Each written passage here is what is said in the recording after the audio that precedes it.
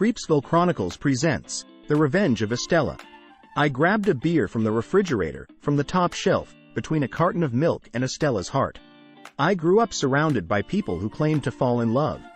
Friends, family, everywhere there's always someone sighing over someone. I didn't know what love was. When I crossed paths with a well-endowed girl, with good curves and a sensual voice, my whole body electrified, activated, my deepest desires unleashed. Those that urged me to pounce on her and make her mine, without emotional attachment or affectionate ties. Estela fell in love with me. Don't ask me why, I don't even know myself. I went along with it. She was hot, and always made time for us to be together. We enjoyed ourselves, had a good time. She said she loved me. I told her I loved her too, although I lied, but she needed to hear me say it, and I said it, because not knowing anything about love, I didn't know how to please the people around me. I began to obsess over all this business of feelings towards other people and wondered why I didn't feel it. Could it be that what others call love is something I feel but don't identify as such? That's what I thought as the days passed, as life went on. It was in that whirlwind of contradictory reasoning and lack of all logic when it occurred to me to do what I did.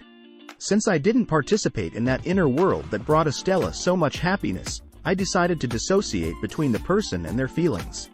Some people associate the heart with that emotion, that state, that attachment. Love. Well, I tore out Estela's heart. Don't think I did it savagely. I drugged her with sedatives, and when she lost consciousness, I carefully slit her chest open to damage her appearance as little as possible. No matter how much I examined her heart, I couldn't understand how feelings are born in it.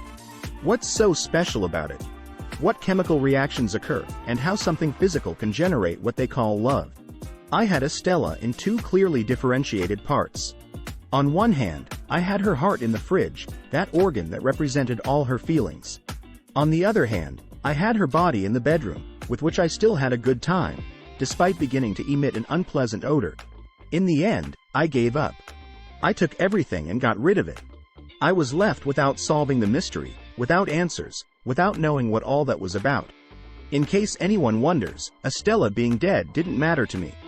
The only thing that affected me was that I had to go back out into the street to satisfy my needs. Sometimes I was lucky, and sometimes I paid for it. In one of those brothels, I had an experience that changed everything. I was with a woman who reminded me of Estela, in the way she spoke, in the things she said, in the way she moved and showed me her femininity. I spent a lot of time with her, accepting her caresses and breathing her breath, under a mantle of black water lilies. Well, that's 2 gin and tonics. Cash or card? You can pay by Bizum, if you prefer. Aren't you going to charge me for the girl?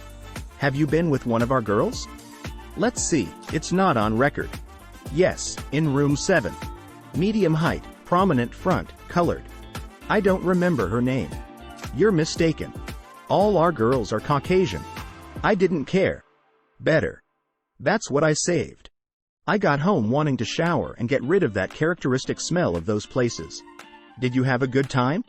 What are you doing here? They don't know who you are at the brothel. How did you know where I live? What did you come for? What do you want from me?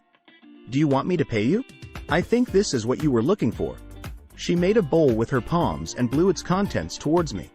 It was just air. She pounced on me, ripping my shirt open, buttons falling all over the carpet.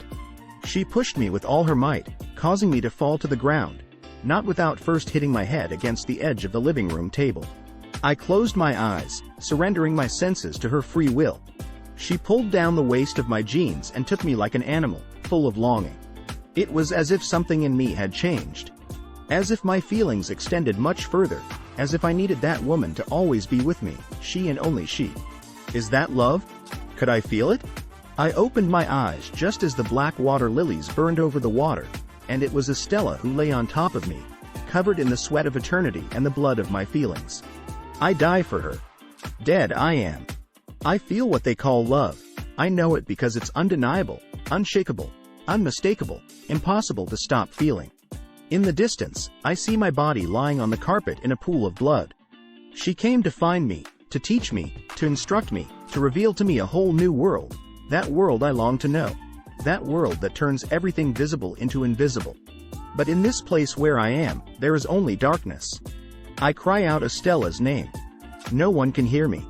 No one told me love hurts. Join us and subscribe to Creepsville Chronicles, more creepy stories coming soon.